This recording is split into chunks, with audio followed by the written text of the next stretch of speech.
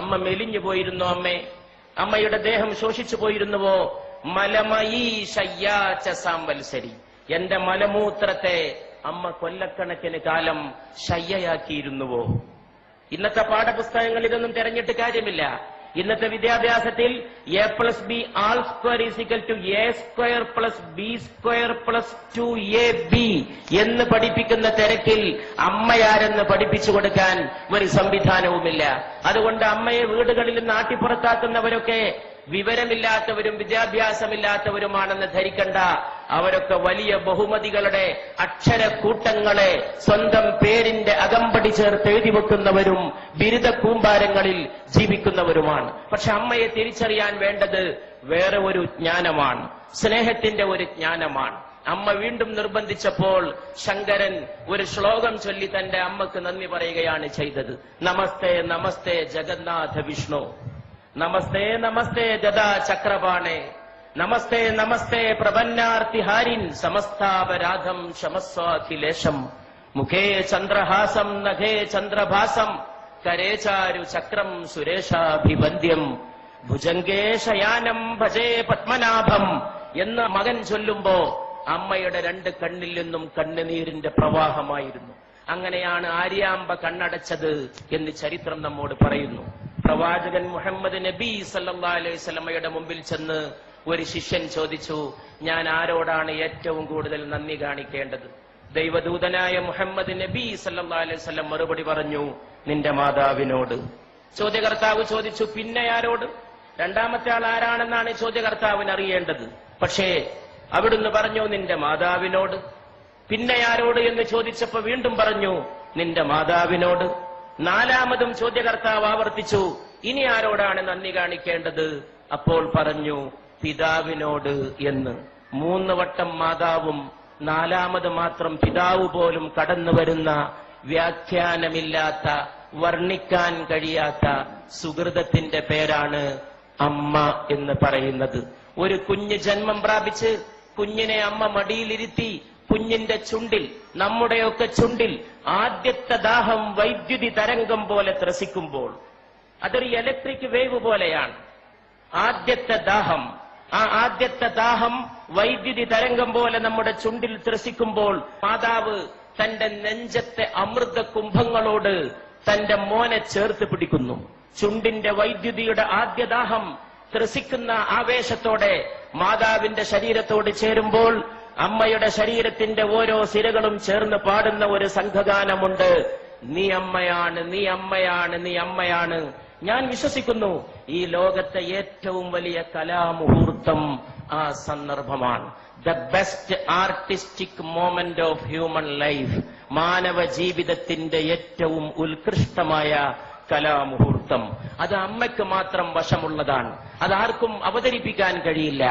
ആ അമ്മയെ ആട്ടിപ്പുറത്താക്കുമ്പോൾ ഈ ലോകത്തെ ഓരോ മനുഷ്യനും ചിന്തിക്കാൻ കഴിയട്ടെ, 9.5 മാസത്തോളം നീ നിന്റെ മാതാവിന്റെ ഗർഭാശയത്തിൽ കഴിഞ്ഞ സമയത്ത് നിന്റെ ശരീരത്തിന് വേണ്ട ഊർജം നൽകാൻ, ആഹാരം നൽകാൻ അമ്മയുടെ ശരീരത്തിൽ നിന്നൊരു കേബിൾ വയറിട്ട് നൽകിയിരുന്നു നിന്റെ ദേഹത്തേക്ക്.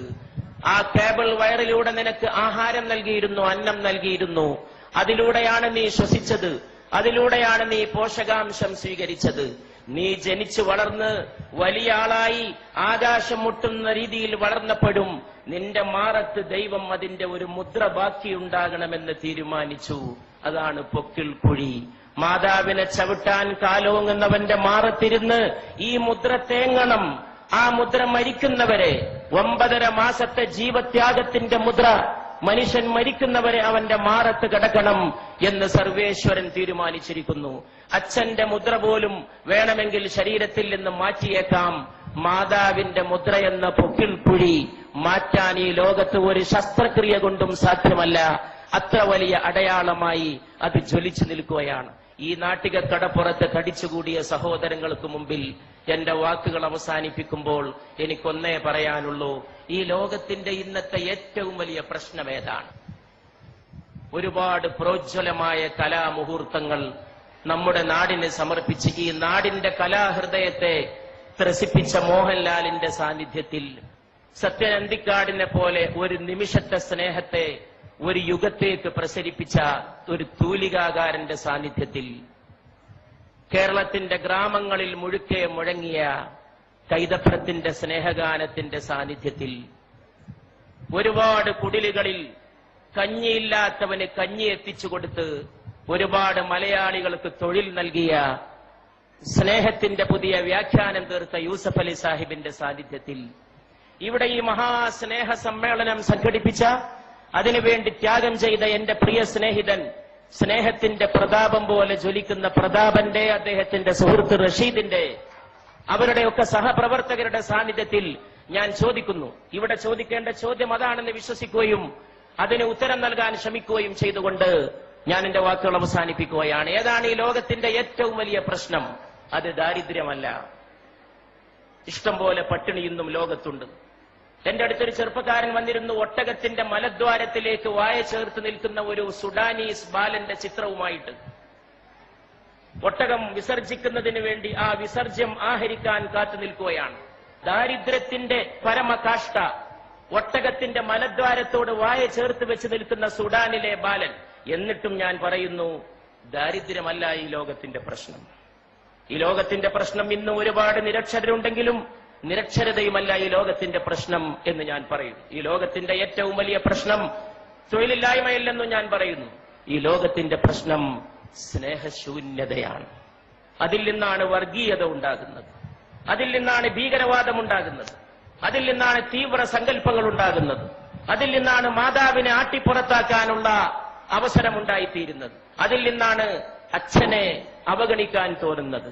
മാതാവിന്റെ കാൽച്ചോട്ടിലാണ് സ്വർഗം എന്ന് പ്രവാചകൻ പറഞ്ഞു. മാതാപിതാക്കൾക്ക് പ്രായമെത്തിയാൽ അവരോട് ഛെ എന്ന വാക്ക് പോലും പറയരുത് എന്ന് ഖുർആൻ വിലക്കി. ഛെ എന്ന ഒരു വാക്ക് മതി വേദനിപ്പിക്കാൻ. നീ നിന്റെ അച്ഛനെ തൊഴിക്കണമെന്നില്ല, ഒരു വാക്ക് മതി വേദനിപ്പിക്കാൻ. വാക്കുകൊണ്ടുപോലും നീ അവരെ വേദനിപ്പിക്കരുത്. ദൈവത്തോട് നന്ദി ചെയ്യുന്ന പോലെ നീ നിന്റെ മാതാപിതാക്കളോട് നന്ദി ചെയ്യണം എന്നും ഖുർആൻ തുടർന്ന് കൽപ്പിക്കുന്നു. അതുകൊണ്ട് പ്രിയപ്പെട്ടവരെ, ഇന്നത്തെ ലോകത്തിന്റെ ഏറ്റവും വലിയ പ്രശ്നം സ്നേഹശൂന്യതയാണ്. അത് ഓർമ്മിപ്പിച്ച വലിയ ഒരു അമ്മയെയും ഞാൻ ഓർക്കുന്നു. അത് മദർ തെരേസയാണ്. ഇന്ത്യയിലെ വലിയ ഒരമ്മ, ഒരുപാട് മക്കളെ മാറോട് ചേർത്ത അമ്മ, സ്നേഹമെല്ലാം ജയിക്കും, സ്നേഹമെല്ലാം പൊറുക്കും എന്ന് പഠിപ്പിച്ച ആ അമ്മയുടെ പേരിൽ ഈ സ്നേഹ സദസ്, ഇവിടെ കൂടിയ എല്ലാ അമ്മമാരുടെയും പേരിൽ, മോഹൻലാലിന്റെ അമ്മ ഇവിടെ വിളക്ക് കൊളുത്താൻ എത്തിയത് ഒരുപക്ഷെ ഈ മൺതരികൾ നാളെ ഓർത്തേക്കും. കാലങ്ങൾ കഴിഞ്ഞ് ഈ അമ്മമാർ വീട്ടിലേക്ക് പോയാലും നാളെ വൃദ്ധസദനങ്ങൾക്കെതിരായ ഒരു താക്കീതായി, ഇരുട്ടത്തൊരു കിരണമായി, ഒരു ഉൽഫുല്ല ബാലരവിയുടെ അരുണോദയ കിരണമായി, സ്നേഹനിരാസത്തിന്റെ അന്ധകാര സീമകളിലേക്ക് അടിച്ചു വീശുന്ന സ്നേഹപ്രകാശത്തിന്റെ ജ്വാലയായി ഈ തിരി എന്നും കത്തിയെരിഞ്ഞു എന്ന് വന്നേക്കും. അപ്പോഴും നിങ്ങളും ഞാനും ഓർത്തേക്കും, നമ്മൾ രാത്രി ഉറങ്ങിക്കിടക്കുമ്പോ നമ്മുടെ പിതാവ് വന്നത്. അർദ്ധരാത്രിക്ക് ശേഷം തൊട്ടിലിൽ കിടക്കുന്ന എന്നെയോ നിങ്ങളെയോ നോക്കി അമ്മയോട് അല്ലെങ്കിൽ ഉമ്മയോട്, അച്ഛൻ അല്ലെങ്കിൽ ബാപ്പ ചോദിച്ചത്, ഉപ്പ ചോദിച്ചത്, എന്റെ മോൻ ഉറങ്ങിയോ? എന്റെ മോൻ. ഈ ലോകത്ത് ട്രാൻസ്ലേഷൻ ഇല്ലാത്ത, പരിഭാഷയില്ലാത്ത ചില പദങ്ങളുണ്ട്, അതിൽപ്പെട്ടതാണിത്. ആ സമയത്ത് പാവം മാതാവ് പറഞ്ഞിരിക്കും, മോൻ ഉറങ്ങി അല്ലെങ്കിൽ മോൾ ഉറങ്ങി എന്ന്. അപ്പൊ ഈ പിതാവ് തൊട്ടിലിൽ നിന്ന് കുഞ്ഞിനെ, നിങ്ങളെ എന്നെ വാരിയെടുത്തത്, മൂക്കോട് ചേർത്ത് ഉമ്മ വെച്ചത്, കവിളത്തും നെറ്റിയിലും ശിരസിലുമല്ല, നമ്മുടെ കുഞ്ഞിക്കാലുകൾ മൂക്കോട് ചേർത്ത് വെച്ച് ആ പാവപ്പെട്ട മനുഷ്യൻ വിതുമ്പിയത്. അതിന്റെ ഒരു സ്നേഹത്തിന്റെ മുഹൂർത്തം ഓർമ്മയുണ്ടെങ്കിൽ കേരളത്തിലെ വൃദ്ധസദനങ്ങൾ മുഴുവൻ അടച്ചിടാനും അവിടെയുള്ള വൃദ്ധ ദമ്പതികളെ സ്വന്തം വീടുകളിലേക്ക് കൂട്ടിക്കൊണ്ടുപോകാനും ഇവിടുത്തെ മക്കൾക്ക് സാധിക്കുമായിരുന്നു എന്ന് ഞാൻ വിശ്വസിക്കുന്നു. ആ സമയത്തൊരു പക്ഷേ ഏതോ ഒരു കവി വിലപിച്ച പോലെ കാലവും വിലപിച്ചേക്കും. ഈ മഹത്തായ സദസ് ഞാനൊരു ഹിന്ദുസ്ഥാനി കവിയുടെ വാക്കുകളെ കൊണ്ട് ഉദ്ഘാടനം ചെയ്യുകയാണ്. ഘർ ലോട്ട് കെ റോയേംഗെ മാം ബാപ്പ് അക്കേലെ മേ, ഘർ ലോട്ട് കെ റോയേംഗെ മാം ബാപ്പ് അക്കേലെ മേ. വീട്ടിൽ പോയിട്ട് അമ്മയും അച്ഛനും ഒറ്റക്ക് കരയും. ഘർ ലോട്ട് കെ റോയേംഗെ മാം ബാപ്പ് അക്കേലെ മേ, मिट्टी के खिलौने भी സസ്തേ ന ഥേ മേലേ മേ. എന്തുകൊണ്ടാണ് വീട്ടിൽ പോയിട്ട് അച്ഛനും അമ്മയും ഒറ്റക്ക് കരയുന്നത്? മണ്ണുകൊണ്ടുണ്ടാക്കിയ കളിപ്പാട്ടത്തിന് പോലും ചന്തയിൽ നല്ല വിലയായിരുന്നു. ഈ കവി വാഴ്ത്തപ്പെടട്ടെ. മണ്ണുകൊണ്ടുണ്ടാക്കിയ കളിപ്പാട്ടത്തിന് പോലും ചന്തയിൽ നല്ല വിലയായിരുന്നു. മനുഷ്യരെ നിർമ്മിച്ചൊരുക്കുന്ന മാതാവിനും പിതാവിനും ഒരു വിലയുമില്ല. ആ കളിപ്പാട്ടത്തിന്റെ വിലയെങ്കിലും അമ്മയ്ക്കും അച്ഛനും തിരിച്ചേൽപ്പിക്കുന്ന മനോഹരമായ ഒരു പ്രഭാതത്തിന്റെ നാന്ദിയാകട്ടെ ഇന്നത്തെ വൈകുന്നേരത്തെ അസ്തമയ ശോഭ എന്ന പ്രാർത്ഥനയോടെ ഞാൻ എന്റെ വാക്കുകൾ അവസാനിപ്പിക്കുന്നു.